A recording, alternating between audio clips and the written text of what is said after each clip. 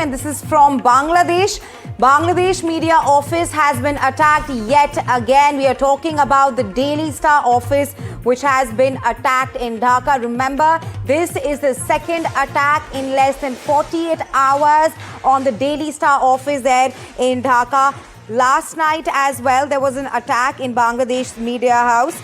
That's Daily Star, and Daily Star then issued a notice to the readers after the office was attacked last night. These are the visuals on your screens of how the mob has attacked the Daily Star office in Dhaka. For more on this, my colleague Aditya is now joining live. Aditya, what more can you tell us? Second attack on the Daily Star office in less than 48 hours.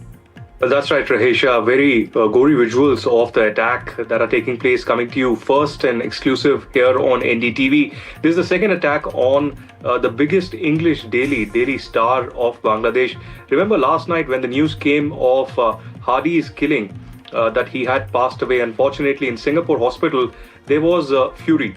There was a lot of anger, and a lot of students and radical Islamist groups started protests and violence all across Bangladesh, particularly in Dhaka.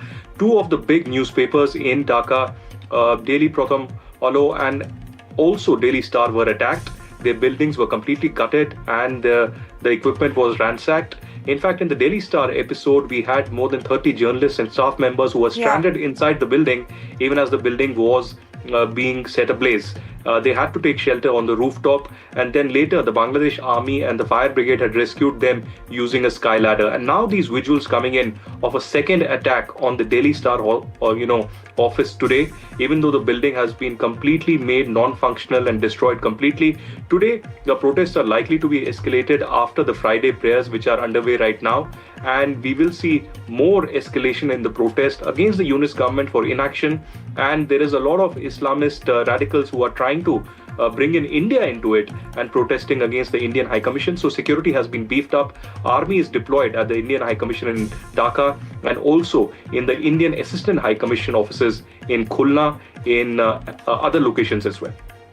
Right, Aditya, that's what I want to talk to you more about. Why the mob in Bangladesh? It's been more than 12 hours, and the Yunus government there has clearly failed to tackle the chaos there in the country. Why are the mob now attacking Daily Star and Pratham Alo offices there in Dhaka right now, and also targeting veteran journalists at this point of time?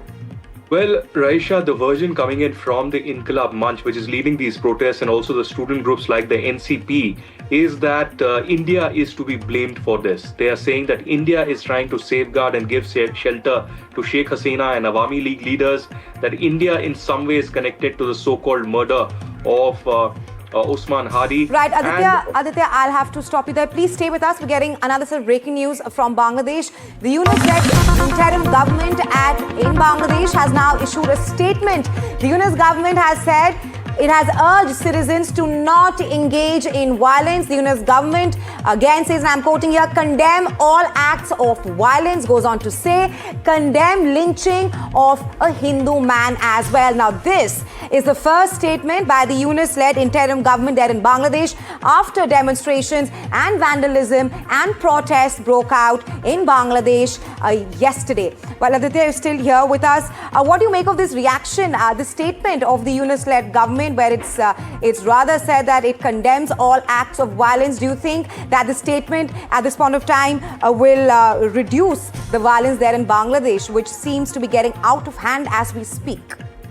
Well, this is merely lip service, Rahesha. This is not enough. There's much more that needs to be done. An active governance failure, the complete law and order failure also on part of Yunus government. In fact, Yunus has given an open hand, an open field to the radical Islamists in Bangladesh to attack and attempt attacks on the Indian High Commission in Dhaka and Assistant High Commission in Khulna, in Rajshahi and in Chittagong as well. So very, very difficult scenes right now. It's a sensitive situation. The new statement from the Yunus government clearly says that they condemn the violence, they condemn the killing, and they condemn the lynching of the Hindu man as well. But is this enough?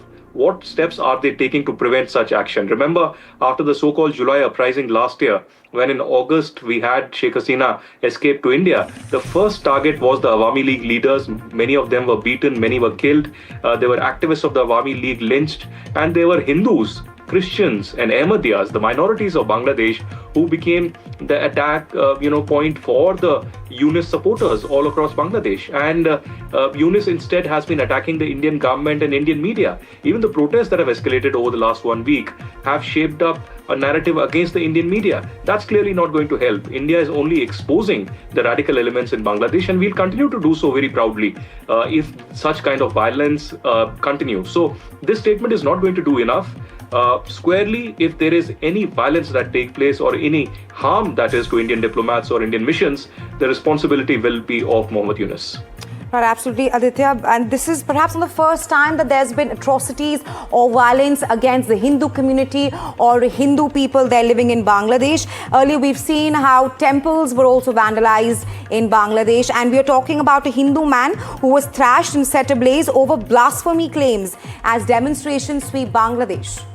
Absolutely. It's almost like Pakistan 2.0, because on Pakistan, it's a frequent reminder that happens almost on a daily basis. There are lynchings, there are blasphemy killings that happen. There's post-conversion, Hindus and Christians and Sikh community members are harassed. Ahmadiyas are not even treated as people from the Muslim community. And similar scenes now on display in Bangladesh.